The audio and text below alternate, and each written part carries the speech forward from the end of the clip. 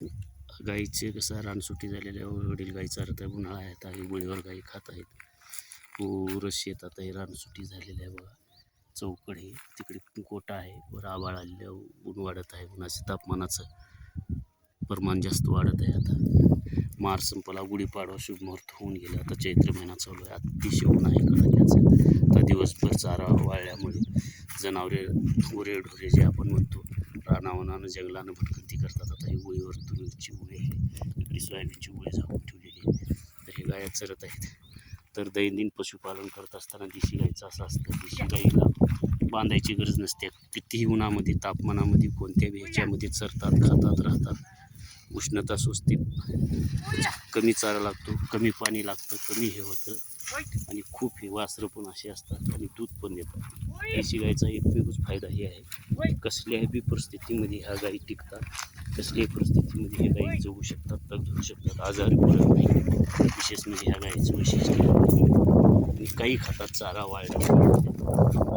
बंदिस्त किंवा आपण जर इतर गाईचं जे जर केलं तर ते गाई कशा असतात, त्या गायीला खूप मेहनत करावं लागतं, त्या गायीला खूप चारा घालावं लागतं आणि ते बांधून आजारी पडतात, त्यांना उष्ण सोबत नाही. देशी गायीच्या जो लाल कंदारी असतात, देवणी असेल, डांगी असेल, खिलार असेल, साहिवाल असेल, शिंदे असेल, थारपारकर असेल, राठी असेल, गीर असेल, हे देशी गाई एवढ्या मस्त असतात. कुठल्याही तापमानामध्ये कुठल्याही परिस्थितीमध्ये चरतात, वावरतात आणि कुठल्याही परिस्थितीमध्ये तग धरतात. आणि हे जे आम्ही मुक्त संचार पद्धतीने करतो, म्हणजे अर्धबंदिस्त, म्हणजे फक्त रात्री बांधायचं किंवा उन्हाच्या पिरियडमध्ये दुपारी बांधायचं आणि दिवसभर गाईले असं गवत वाळलेला चारा ज्याला आपण करड म्हणतो ह्या. आणि या गायीचं शेण शेतीसाठी अतिशय उपयुक्त असतं आणि या शेणापासून एवढा फायदा होतो की अतिशय.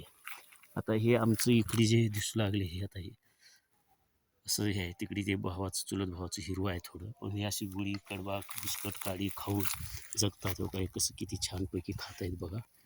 तर ह्यांना जास्त खर्च न लागायची काय गरज आहे, खर्च कशावर लागत नाही. तर हे जास्त ह्यांना खर्च न लागायची कारण काय, काही खातात, काडी कसपट गवत आपल्या गावरान पद्धतीनं खातात. ह्याच्यामुळे ह्या गायीने जास्त खर्च नाही. वडील आहेत बघायचा आता जवळपास 40, 42, 38, 37 टेम्परेचर. अशा टेम्परेचरमध्ये वडिलाचं वय 75 वर्ष आहे. तरी त्यांनी वडील अशा परिस्थितीतसुद्धा दिवसभर गाई वळतात. एक पाण्याची बॉटल आणि एक छत्री असते सोबत. तर त्यांना कुठलाही आजार नाही. त्यांनी लहानपणापासून शेतीकाम आणि पशुपालन केलेलं आहे. तर ह्या वयामध्ये सुद्धा ते थकत नाही, त्यांना कुठला आजार नाही. म्हणजे निरोगी आहार, कुठले व्यसन नाही, कुठल्या व्यसनाचं त्यांना हे नाही. जास्त मेहनत केलं, जास्त खाल्लं, वेळेवर झोप, वेळेवर हे सर्व जर झालं तर काहीच हे होत नाही. बघा आता वडील किती मस्त असल्या उन्हात आहेत, गाई किती मस्त चरत आहे, तापमान वाढत आहे. आता जवळपास 12 वाजलेले, तर ते आजपासून 4 वाजेपर्यंत भयंकर ऊन असतं. तर हे आमचं बंदिस्त नसताना मुक्त संचार पद्धतीचं गायपालन आहे. यात पशु मनाने चारा खातात, मनाने पाणी पितात, सूर्यप्रकाश भरपूर मिळते, हवा भरपूर मिळते, दुपारी थंड झाडाच्या सावलीखाली बसतात आणि यामुळं दूध उत्पादन तर वाढतेच, पण यांना आमचा खुराकावर खर्च नाही, आजार नाही, त्याच्यामुळं कुठल्या औषध पाण्यावर खर्च नाही. कमी खर्चात कमी ह्याच्यात जास्त नफा देणारा हा आमचा देशी गाईचा गीर गाई असो, ह्याच्यात आमच्या मिक्स आहेत. आता डांगी बी आहे, त्याच्यात देवणी बी आहेत, लाल कंदारी बी आहे. तर हा आमचा उद्योग आहे. तिकडे शेणखत आहे, वर्षाला 20 ते 25 ट्रायली शेणखत निघतं. तर मध्ये काही बांधलेले आहेत, बैल आहेत, वासरं वगैरे हे काहीच आहे. पुन्हा काही गाई आम्ही विकलो आता, चाऱ्याचा अभाव थोडा हे होऊ लागल्यामुळं गेल्या वर्षी. तर हा आमचा असा बंदिस्त गायपालन नसून मुक्त संचार पद्धतीचा गायपालन व्यवसाय आहे बघा. मस्तपणे चारतो, मस्तपणे हे करतो. गायली काय कुठलं गाई आता रानं हडकल्यात, रानसुटी झाल्या, उन्हाळा झाला, त्याच्यामुळे आता हे पाण्यासाठी चाऱ्यासाठी जरा भटकंती करतात, हिरवं दिसेल तिकडे पळतात. पण हे असं आमचं पद्धतीचं आहे. हे सांगण्याचं मुक्त संचार का करा. आणि देशी गाय पालनचं, देशी गायचं दूध आणि तूप आरोग्यासाठी आणि लेकरासाठी अतिशय उत्तम आहे. आईच्या दुधानंतर जर दूध मानलं गेले तर देशी गाईचं दूध मानलं गेलेलं आहे. ते पचण्यास हलका असतं. त्याच्या आता गाईची जी वसंत म्हणतो वसंत असते, त्याच्यात सूर्यनाडी असते, त्या सूर्यनाडीतून सूर्यप्रकाश शोषून घेऊन दुधामध्ये सोनं उतरलं जाते किंवा स्फटिक उतरले जातात. त्यामुळे हे अतिशय महत्त्वाचं आहे. देशी गाईचं शेणसुद्धा आणि गोमूत्रसुद्धा, शेणाचा आणि गोमूत्राचा जर वापर आपल्या घरात केला तर कुठले आजार होत नाहीत. शुगर होत नाही गाईच्या दुधामुळं, मधुमेह होत नाही. गाईच्या दुधामुळं इतर कुठले आपले जर आजार असतील, पित्त असेल, कफ असेल, वात असेल, मूळव्याध असेल, हे पण कमी होतं. तर हे सांगण्याचा उद्देश असंच आहे. देशी गाय पालन मुक्त संचार पद्धतीने करा, कमी खर्चात. आता आम्हाला 2 ते 3 गोरे आमची इथं आहेत. 3 गोरेमध्ये बांधून आहेत. शेणखत, गोरे, बैल याचा खूप फायदा होतो. वर्षाकाठी 2 ते 3 लाख रुपये आम्हाला एवढ्याच गायापासून मिळतात. शेण वगैरे सोडून शेण काही खत आम्ही विकत नाही, तर आमच्याकडे शेती असल्यामुळं आम्ही शेतीमध्ये वापरतो. तर असा हा गाय पालनाचा खूप फायदा आहे. आणि हे काय असं करणार हे गाय किती मस्त करत उरवल्या, त्यांना बांधून हिरव्या चाऱ्याची नाही, औषधाची नाही, कुठली जास्त गोटा शेड हे फक्त दिवसभर मोकळे हवेत राहतात. मोकळे हवेत राहिल्यामुळे कुठला आजार होत नाही. गोचिड पिसू जास्त प्रमाणात होत नाही. गोचिड पिऊस झालं तर त्याच्यासाठी एक सोपा उपाय, लिंबू लिंब असतं ना, त्याचा पाला आणि गौरी शेणखत असतं, त्याचा एक धू करायचा संध्याकाळी, ते आपोआप कमी होऊन जाईल. किंवा कुडूपण लिंबाचा पाला ह्याच्यामध्ये उकळून पाणी थोडं थंड झाल्यात कोमट पाण्याने जरी जनावराला धुतलं तरी ते होतं. मी स्वतः तो माझा DLC डिप्लोमा आहे, म्हणजे वेटनरीमध्येच तो. तर आपल्याला इतर बी औषधं वापरता येतात. जसं आपल्याला आपलं जसं बेलामिल वापरतो किंवा आपण मेलोनोप्लेक्स वापरतो इतर आजारावर, काही जे आपल्या जनावराला सूज असेल, धोका असेल काही, त्याच्यापेक्षा आपले गावरान उपाय हे जरी गोचिड गोमाशीसाठी जरी केलं आपण, कडूपानाच्या लिंबाचा धूर किंवा कडूपानाच्या लिंबाने तिथलं तर गेचडं पण गळून जातात. अशा पद्धतीने आम्ही शेती करतो किंवा आमचा हे उद्योग चालतो बघा. अतिशय लाभदायक आहे. पण याच्यात एक आहे, पशु मुक्त संचार पद्धतीमध्ये पशु हे आजारी पडत नाहीत. सतत बांधून घाण होती, बिमारी पडत नाही, गोचिड गोमाशी होत नाही, दिवसभर माळा राहतात, त्याच्यामुळे स्वच्छ राहतात, मुताडी होत नाही, घाण होत नाही, बिमार तर नाहीच.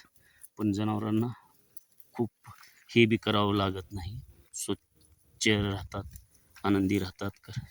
खूप हे फायदेशीर आहे बघा. आता हे दिवसभर चरतात, मी दाखवत आहे गोठ्यापासून. तर अशा पद्धतीने जर आपण केलो तर खूप फायदेशीर हा आपल्याला गायपालन, देशी गायपालन, देशी नसलच्या गायी कमी चाऱ्यावर, कमी पाण्यावर, कुठल्याही थंडी, ऊन, वारा, पाऊसमध्ये सुद्धा तग धरून राहून जगू शकतात. तसेच फायदेशीर ठरते. आणि यामुळं हे करणं अत्यंत गरजेचं आहे. याशिवाय तर हा पालन करत असताना याच्यामध्ये असा उद्देश की असला चारा, हे चाऱ्यावर सुद्धा जगू शकतात. जर आपण इतर विदेशी गाय आणलो तर ह्याला औषध पाणी पाहिजे, औषध पाण्यावर खर्च होतो. परत हिरवा चारा पाहिजे, त्याला सावली, थंड, ऊन जमत नाही, थंडी जमत नाही, पाऊस जमत नाही, सीझननुसार त्यांना सीझन सुधार नाही. ह्यांनी सीझननुसार आपलं बदलून घेतात देशी गाई. आणि देशी गाईच्या दुधाला खूप तूप तर 4 ते 5 हजार रुपये किलो मिळत नाही, आणि औषधावर रोगावर चालतं. आणि दूध तर खूप आहे, 100 रुपये 80 रुपये लिटर दूध विकतं ग्रामीण भागात. आता पशूची संख्या खूप कमी झालेली आहे. तर हा आमचा असा दुग्ध व्यवसाय आहे. या दुग्ध व्यवसायामध्ये आम्ही खूप असं, वडील असं बाटलीने पाणी पितात, सोबत बाटली ठेवतात थंड पाणी राहावं, का तर हे नॅचरल थंड पाणी असतं. आणि यामुळं खूप फायद्याचंही आहे की आजार कुठला होत नाही. माणूस दिवसभर काम केलं, व्यायाम होतो, त्यानंतर आपण भूक लागते, पोटभर जेवण जातं आणि पोटभर झोप, याच्यामुळे कुठला आजार होत नाही, काहीच नाही. एकमेव सूत्र आरोग्यासाठी. आणि याच्यामध्ये सांगायचा उद्देश म्हणजे देशी गाय पालन करताना, आता मी दुसऱ्या व्हिडिओमध्ये देशी गाय पालन करताना वासराचे संगोपन कसे करायचे, गाई किती ठेवायच्या, गाईला दिवसातून पाणी किती पाजवायचं, गाईंना दिवसातून चारा किती द्यायचा वाळलेला, गाईंना कोणत्या वेळेस चरायला सोडायचं, कोणत्या वेळेस बांधायचं, आता उन्हाळ्यामध्ये, हिवाळा पावसाळ्यात वेगळं, आणि गाईंना किती प्रमाणात धुवायचं, दिवसातून किती वेळेस धुवायचं. म्हणजे उन्हामुळे आता आम्ही उन्हाळ्यामध्ये गाईला दिवसातून 2दा धुतो म्हणजे काय करतो, तलावामध्ये आता पाण्याला गाई गेल्या की तलावामध्ये घालतो. परत 4 वाजता एक बार गाई गेल्या, 1 वाजता जातात तलावामधून पाणी पिल्या की ते ऑटोमॅटिक त्यांना सवय लागलेले पाण्यातून बाहेर येतात, म्हणजे धुतल्यासारखं होतं. पुन्हा 4 वाजता ते परत पाणी प्यायला गेले की फिरवले की आपोआप मधून येतात, म्हणजे ते धुतल्यासारखं होतं, म्हणजे ते नॅचरल आहे, शिकवल्यासारखं. तर अशा पद्धतीने गाय पालन करा, मुक्त संचार. आणि सकाळी आता जरा उशीर, आता आणि एप्रिलमध्ये आम्ही सकाळी 6 वाजता गायली सोडतो. सकाळी 6ला सोडलो, 11 साडे11ला आम्ही बांधतो पाणी पाजून. तर वडील छत्री घेऊन, छत्रीमध्ये असं उन्हाचं हे. आणि आमच्या इकडं उष्ण डोंगराळ भाग असल्यामुळं आता आमच्या ह्या डोंगराळ भागामध्ये ऊन तर उष्णता तर जास्त असते. आता ती नर्मदा आहे, ही घोडागिरी आहे, लंगडी म्हणतो पाय मोडल्यामध्ये, हे कावेरी आहे, हे चंपी आहे, हे लक्ष्मी आहे. अशा गायीची विविध नाव आहेत आमच्या. आता हा माझा व्हिडिओ जिथून पाहत असेल ते कुठून पाहतात तिथून तुमचं राज्य जिल्हा याचं कॉमेंटमध्ये सांगा.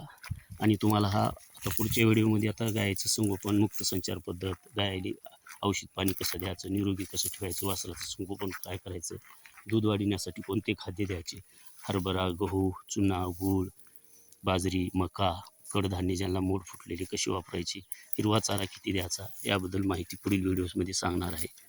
हा व्हिडिओ जर तुम्हाला आवडला तर व्हिडिओ शेअर करा, चॅनलला सबस्क्राईब करा आणि पशुपालक आणि शेतकऱ्यापर्यंत हा व्हिडिओ पाठवा. का तर हा व्हिडिओ ओरिजिनल आहे, कुणाच्या शेडवर जाऊन बनवलेला नाही किंवा कुणाच्या इथं जाऊन बनवलेला नाही. स्वतः मी नागनाथचे शेतकरी आहे, मी शेतकरी पुत्र आहे, माझे वडीलसुद्धा शेतकरी आहेत. त्यामुळं आम्हाला हे कुणाला फसवायचं नाही. का तर शेतकरी बळीराजा खोटं बोलत नाही. दुसरे जण काय करतात, कुठलं तर जाऊन व्हिडिओ उचलतात, कुठला तर व्हिडिओ घेतात, ते दाखवतात, खोटं काहीतरी सांगतात. आता आमच्या गाई हे सरासरी 1.5 ते 2 लिटर दूध देतात. 2 ते 3 थानाचं, 2 थानात म्हणजे सीझनमध्ये हिवाळ्यात जो हिरवा चारा असतो खायला भरपूर, आता एक अर्धा लिटर देतात आणि ती वासराला काही सोडावं लागतं. तर आता खूप आराम होते. पण आता हे 2 महिने 3 महिन्यापासून असं हिरवा चारा नाही, खाता वाळलेला चारा. आणि आम्ही ह्यांना कुठली पेंड हे दे खुराक वगैरे काही देत नाही, 1 रुपया खर्च नाही. वाळल्या चाऱ्यावर, शेती चाऱ्यावर, गवत काडी कसपट हो काही दाखवू लागलो ना, शेतातलं असलं गवत काही आणि माळ राहणार हो काही आपलं माळ राहणार आहे असं हो काही माळरानांनी चरतात, माळरानांनी खातात. असं काही कुठलं फालतू सांगायचं नाही, आम्ही फालतू बोलू का उपयोगी नाही. आपल्याला जे योग्य आहे, जे पोषक आहे तेच सांगायचं, कुणाला फसवायचं नाही. तरी वर्षाला आम्हाला 2-2.5 लाख रुपयाचे फक्त बैल विकायला मिळतात, म्हणजे गोरे. आणि ह्या लाल कंदारी, डांगी, खिलार जाती जे आहेत, आता आमची मिक्सिंग आहे. आम्ही लाल कंदारीचं आमचे वर्ष आहे. आता आमच्या 9 गायी गेल्या होत्या, त्यापैकी 4 गाभा गेल्यात आणि 5 गाभा जायचे. 9 पैकी 4 गोरे आणि 5 कारोडी पडलेले आहेत, कालवडी काही मध्ये बांधून आहेत. आणि आम्ही 25 वर्षापासून आम्हाला बैल विकत घ्यायची गरज नाही. का तर घरचेच बैल विकतात. वर्षाला 1,00,000 रुपयाला, 80,000 रुपयाला, 90,000 रुपयाला आम्ही बैल जोडली. ती विकली की दुसरी पेटवाले आहेत. आणि शेती कामासाठी एवढी चपळ मजबूत असतात बैल, काटक असतात, मध्यम शरीर बांधणी, काटकपणा, चाराही कमी लागतो, हे बी लागतो. आणि दुसरी गोष्ट, हे चप्पळ असतात शेती कामामधून. ते बैल लाल कंदारी असेल, देवणी असेल, डांगी, खिलारला खूप मागणी आहे. आता आमच्याकडे खिलार नाही, आमच्याकडे आता लाल कंदारी, देवणी, डांगी अशामध्ये मोडतात. तर हे असा आमचा आहे. पुढच्या व्हिडिओमध्ये सविस्तर दूध उत्पादन कसं गायचं वाढवावं, संगोपन वासरायचं कसं करावं, स्वच्छता निरोगी कसं ठेवावं, आहार कसा द्यावा, याबद्दल पुढील व्हिडिओमध्ये सांगणार आहे. हा व्हिडिओ आवडला, व्हिडिओ हे झाला तर व्हिडिओला शेअर करा, चॅनलला सबस्क्राईब करा आणि पशुपालकापर्यंत हा व्हिडिओ पाठवा. पुढील व्हिडिओमध्ये भेटूया. पुढील व्हिडिओ आपण आणि जर तुम्हाला काही व्हिडिओबद्दल, पशुपालकाबद्दल माहिती पाहिजे असेल तर कमेंट करून सांगा आणि कुठून व्हिडिओ बघतो. आणि हे विशेष अनेक पशुपालक आणि शेतकऱ्या, का तर आमचं वर्षाला एवढं उत्पादन वाढतं ह्या शेणखतामुळं. रासायनिक खत, रासायनिक औषधं आम्ही खूपच कमी वापरतो. वर्षा आम्हाला 25 ते 30 ट्रायली शेणखत मिळतं, त्याच्यामुळं आम्हाला ती दुसरा खत वापरायची काही गरज नाही. त्याच्यामुळं तुम्हाला हे आता व्हिडिओजमध्ये सांगत आहे, गायीचे फायदे, उत्पन्न, शेती उत्पादन वाढतं, दूध उत्पादनापासून फायदा होतो, बैलापासून फायदा होतो, आपल्याला घरगुती दही, दूध, ताक, देशी गाईचं तूप मिळतं, त्यामुळे आरोग्य निरोगी आणि आयुष्य वाढतं. आता हा व्हिडिओ मी देशी गाय पालनामधून मुक्त संचार पद्धतीचा, मोकाट पद्धतीचा, म्हणजे रात्रीच बांधतो आपण आणि उन्हाळ्यामध्ये थोडं दुपारी 1-2 तास. ह्या व्हिडिओ आमचा असा आहे, पहा.